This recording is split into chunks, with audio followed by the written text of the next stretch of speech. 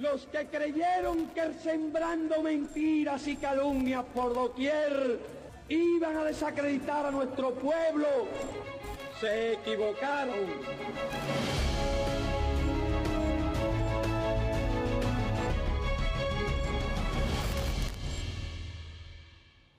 Hola, es esta la primera vez que nos encontramos para abrir archivos.cu, un programa de televisión realizado por un grupo de periodistas cubanos, y en tan solo 12 minutos le mostramos cómo el gobierno de los Estados Unidos intenta imponer matrices de contenido, ideas, incluso hechos falsos e inverosímiles para justificar así o encubrir acciones que tienen como fin dañar la economía cubana. We will very strongly restrict American dollars flowing to the military, security, and intelligence services that are the core of the Castro regime.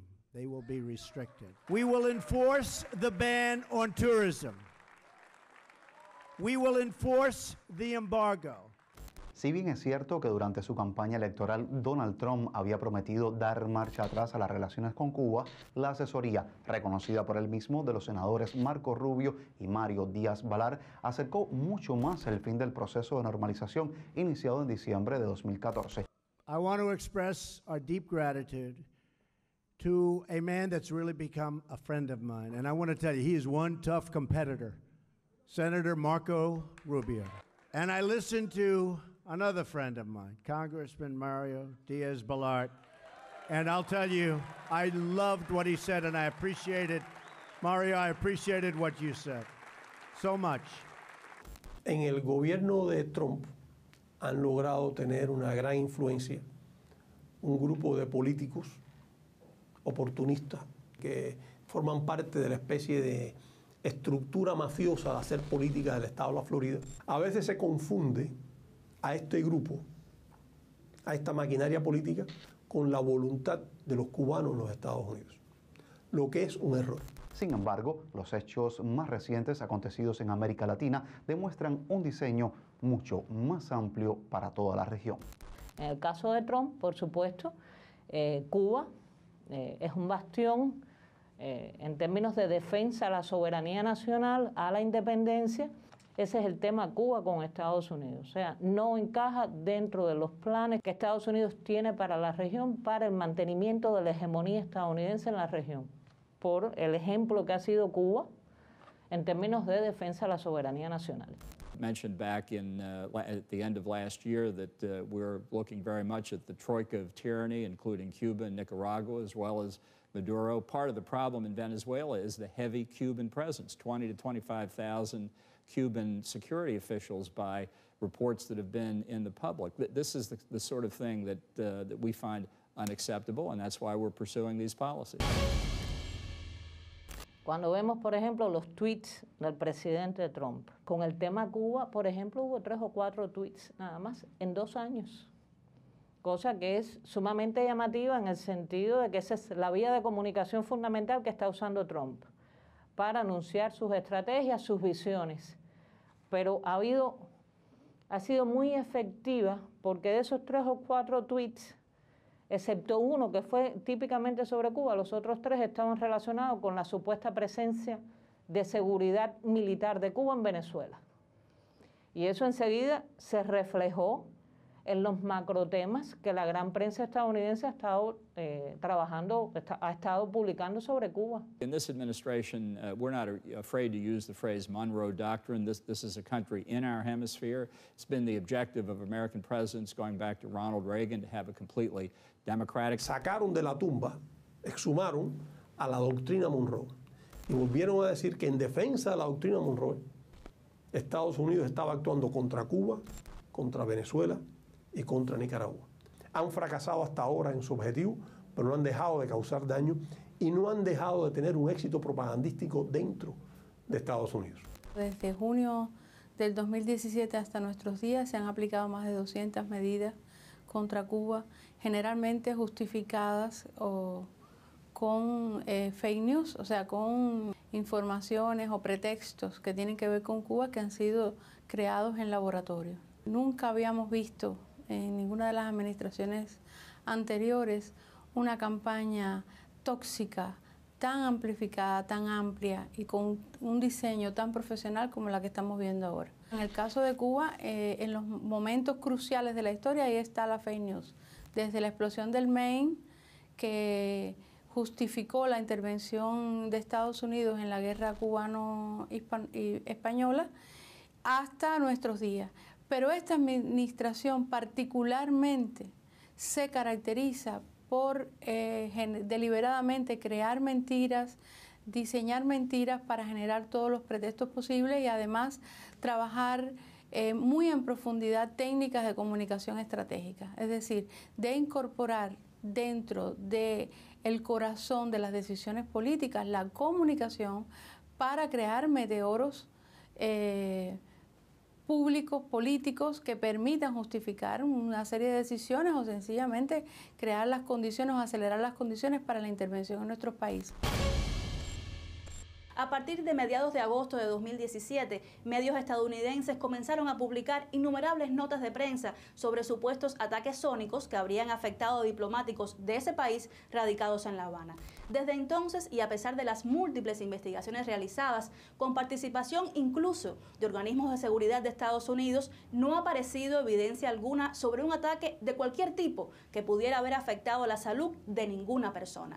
Entonces, ¿por qué hablar de ataques en Cuba? Hay documentos desclasificados del propio gobierno de los Estados Unidos después del año 59, por ejemplo, donde está muy claramente establecido el tipo de noticias que se debía dar sobre Cuba. Cuando de política exterior se trata, quien impone la agenda ha sido por lo general el Ejecutivo. Esto significa que los mensajes que se dan los dan políticos en el ejercicio del poder. Y eso es lo que se ha hecho con Cuba. On Cuba, some senators have suggested closing down the embassy there. Should that happen? We have it under evaluation. It's a very serious issue with respect to the harm that certain individuals have suffered. We've brought some of those people home. It's under review. El origen y las características reales de los supuestos incidentes de salud de diplomáticos estadounidenses en Cuba probablemente nunca los conozcamos. Y es evidente que el gobierno de los Estados Unidos tiene el propósito de que nunca se conozca a ciencia cierta.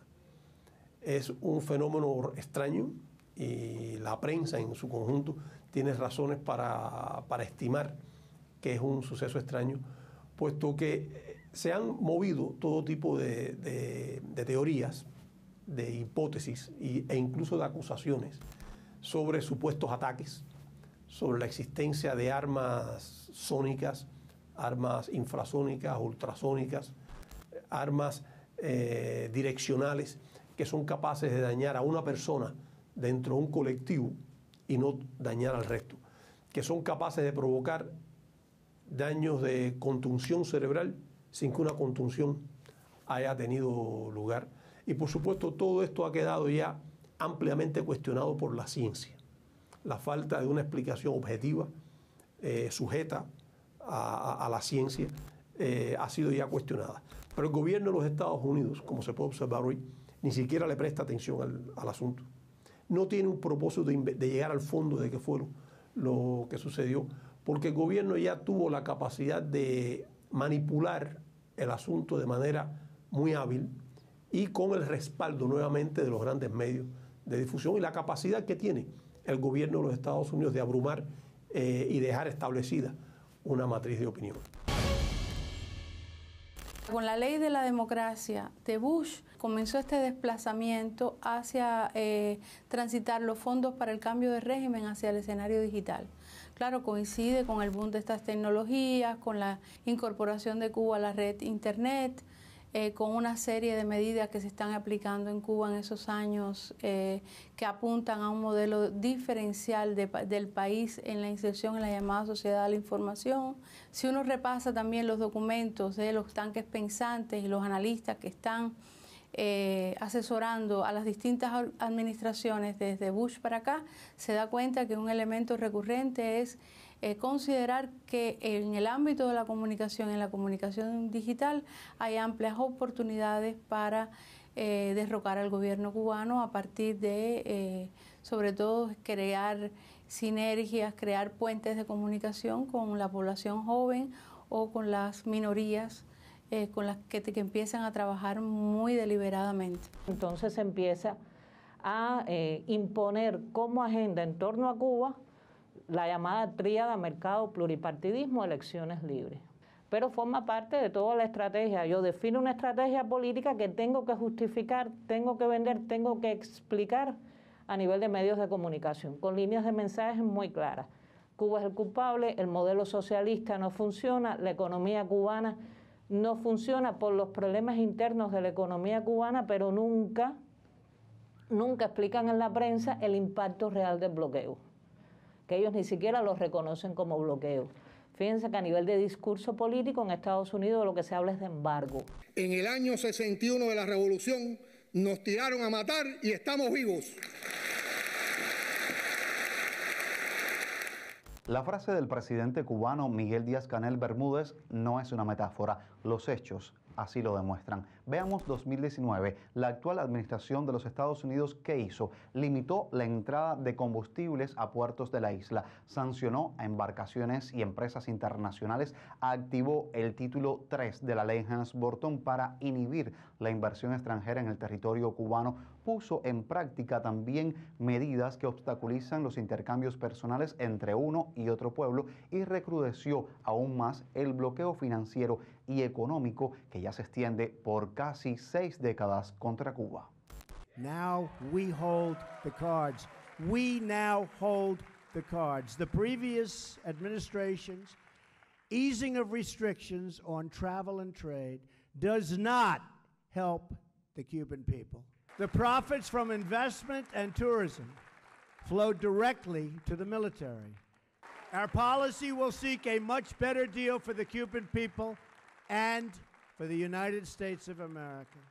Eso fue lo que dijo Donald Trump en Miami, y el relato cotidiano de la mayoría de los cubanos.